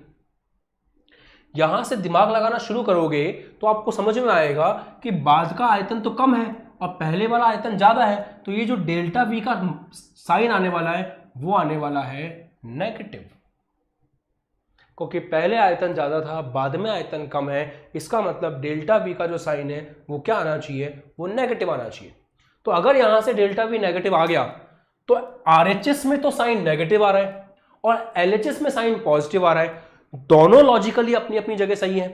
यहां साइन पॉजिटिव इसलिए लिखना पड़ेगा क्योंकि वर्क ऑन द सिस्टम हो रहा है, बाय द सिस्टम नहीं हो रहा है। इधर डेल्टा V नेगेटिव ऑटोमेटिकली आ रहा है क्योंकि आप दबा रहे हो, तो पहले का आयतन ज्यादा था बाद का आयतन कम है, तो बाद में से पहले को जब आप माइनस कर रहे हो तो वैल्यू नेगेटिव आ रही है।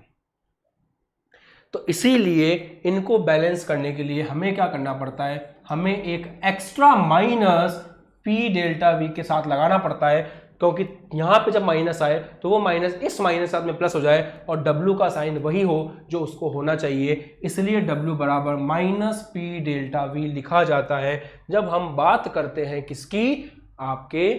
और हाँ, एक और बात, इसमें हम संपीड़न कर रहे हैं, इस चीज को मत भूलना, हम संपीड़न वाले केस को ले रहे हैं, केस नंबर 1।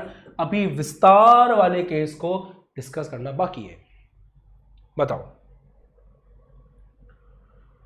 तो माइनस साइन किस प्रकार से आया, यहां तक आपको समझ में आ गया? किसी को डाउट वगैरह तो नहीं है? क्लियर है एकदम अच्छे से, पक्के तरीके समझ में आ गया सबको? कमेंट कर दो एक बार, फिर आगे बढ़ते हैं। अब इसी केस में अपन लेते हैं विस्तार वाली बात।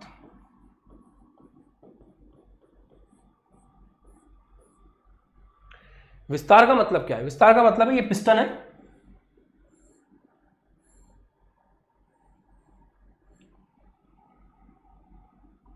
ये अंदर गैस है, इस गैस ने दाब लगाया,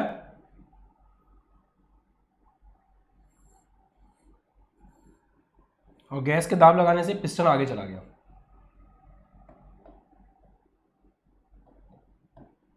पहले आयतन था VI, बाद में आयतन है VF। आप देख सकते हो जब विस्तार होता है तो सिस्टम पर काम नहीं किया जाता, जब विस्तार होता है तो सिस्टम के द्वारा काम किया जाता है। यहां आपने बाहर से दबा करके छोटा किया था, यहां ये खुद से फैल करके बड़ा हो रहा है। तो यहां पे जब W का फॉर्मूले की बात आएगी तो W बराबर आपका यही फॉर्मूला उठाता हूं मैं, P डेल्टा V। तो यहां पे W work done by the system है, क्योंकि जब विस्तार होगा तो ऐसे केस में काम सिस्टम खुद करेगा, पैसे आपके खर्च होंगे जब आप काम करोगे, और जब आपके पैसे खर्च होंगे तो साइन नेगेटिव होना चाहिए कार्य का। ये बात तो बहुत लंबे समय से हम डिस्कस कर ही रहे थे, सुबह से ये बात चल रही थी। यहां पे आ जाओ आप कि जब निकाय द्वारा कार्य किया जाएगा तो नेगेटिव होगा, और यहां पे निकाय द्वारा ही कार्य किया जा रहा है तो W का साइन क्या आना चाहिए? नेगेटिव आना चाहिए। क्या ये समीकरण पे फिट बैठता है? देखते हैं। RHS में माइनस हम लगा चुके हैं, डेल्टा V की बात करते हैं। डेल्टा V, इस बार डेल्टा V पॉजिटिव होगा या नेगेटिव होगा?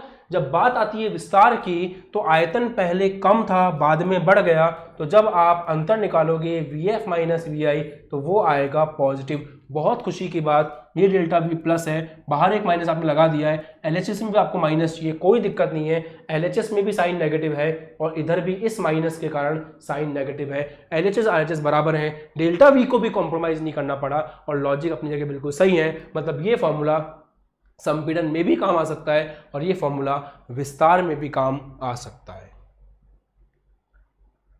अब जो बच्चे यहां तक रुके हुए हैं वो कमेंट करके बता दो, इसके बाद मैं क्लास को एंड कर रहा हूं। इसके सेकंड सेक्शन को अपन सेकंड पार्ट में अच्छे से कवर करेंगे। आज ग्रेविटेशन की क्लास भी है, आप लोगों के पास डेटा खत्म हो गया हो तो आप एक बूस्टर रिचार्ज कर लेना।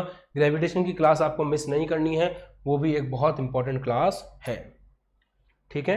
तो बस 2 मिनट और रुक जाओ, मुझे बता के जाओ कि यहां तक की लॉजिक क्लियर हो गया आपको कि W का साइन किस प्रकार से देखा जा रहा है, ये नेगेटिव पॉजिटिव आपको समझ में आया है कि नहीं आया? कमेंट करिए जल्दी से। जिस भी बच्चे को 100% क्लियर है एक बार लिख दो कमेंट सेक्शन में। यहाँ पूरी तरह से हमारे समझ में आ गया है कि साइन किस प्रकार से लिए गए, क्योंकि यही चीज़ें हैं बेटा जो आपको समझनी है और यही चीज़ें हैं जो आपको थर्मोडायनेमिक्स में जिसके कारण लोगों को डर लगता है, क्योंकि उनको नहीं समझ में आता है नेगेटिव पॉजिटिव का चक्कर। उनको नहीं समझ में आता है कि Q को कब पॉजिटिव लेना है, कब नेगेटिव लेना है, W को कब पॉजिटिव लेना है, कब नेगेटिव लेना है। एकदम मक्खन है, बहुत खुशी की बात है, बहुत बढ़िया। ग्रेविटेशन की क्लास का आपको कम्युनिटी पोस्ट पे जाकर के देख लीजिए, उसका टाइम मैंने मेंशन कर दिया है कि कितनी बजे से वो क्लास आपकी है। तो अब मिलेंगे अपन अगली क्लास में जहां हम लोग बात कर रहे होंगे इसके आगे के पोर्शन की। ग्रेविटेशन की क्लास में मिस नहीं करना है, डेटा पैक नहीं है तो करवा लीजिए। मिलते हैं आपसे अगली क्लास में। जाने से पहले लाइक कर दीजिएगा, नीचे एक नंबर शो हो रहा है उस पर कॉल जरूर कीजिएगा, क्योंकि उस पर कॉल करने से आपको पता चलेगा कि आपके लिए अगले साल 12th में कौन सा बैच बेस्ट होगा, और बैच को ज्वाइन करने से आपकी टेंशन खत्म हो जाएगी और बढ़िया से 12th की तैयारी आप कर पाओगे। 12th 3 साल से हमारे चैनल पर पढ़ाई जा रही है और 12th के बच्चे 100 में से 100 तक लेकर के आते हैं। तो इस साल वापस जब 12th चलेगी तो आप बेस्ट बैच हो जिसको सब कंटेंट प्रॉपर्ली अवेलेबल है ऑलरेडी और नया भी पढ़ाया जाएगा। मैथ्स को भी ऐड कर दिया है, तो जो बच्चे फिजिक्स केमिस्ट्री मैथ्स के हैं उनको भी कॉल आज के आज कर लेना चाहिए। बाय बाय, जय हिंद, टेक केयर, मिलते हैं आपसे अगली क्लास में।